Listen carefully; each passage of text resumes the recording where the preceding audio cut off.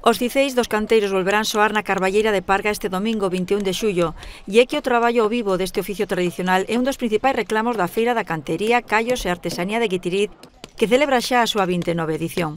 Segundo se sinalou na presentación desta cita, que organiza o Concello co apoio da Deputación, da Asociación de Veciños do Campo da Feira de Parga e da Comunidade de Montes, no encontro participarán 15 mestres do traballo ca pedra. Guitiriz é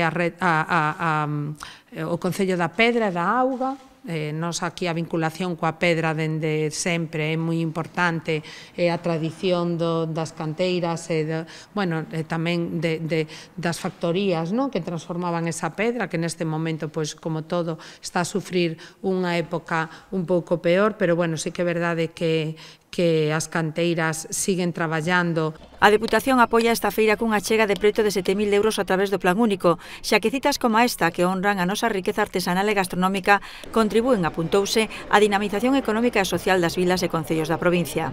Un oficio tradicional que desgraciadamente está a perder, como outros moitos oficios, pero que, curiosamente, aquí en Guitiriz se está a traballar para recuperar a súa memoria, que se manteña, e, sobre todo, tamén callos, gastronomía e artesanía, que decir desa perfecta simbiose, desa combinación de 3 décadas dunha feira que se vai a realizar en Parga. En canto aos callos, a tradición remontase ás tapas que se daban nas tabernas de Parga, onde chegou a haber unhas 40. Na presentación houbo un sentido recordo para os veciños e veciñas que traballaron para facer posible a feira nos seus inicios.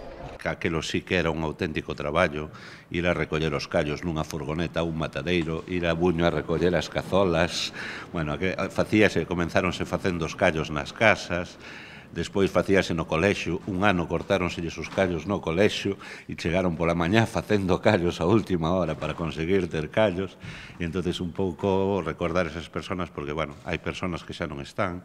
Desde a Comunidade de Montes valorouse que a feira se manteña grazas a que o Concello asumiu a súa organización. Entre todos, inténtase facer, según os fondos que temos e aportamos cada un, a mellor feira posible. Entón, quedades todos emprazados, nada máis que engadir, nada máis que dar as grazas, porque foi unha iniciativa da Comunidade de Montes que ora, gracias ao Concello, pódese seguir levando a cabo.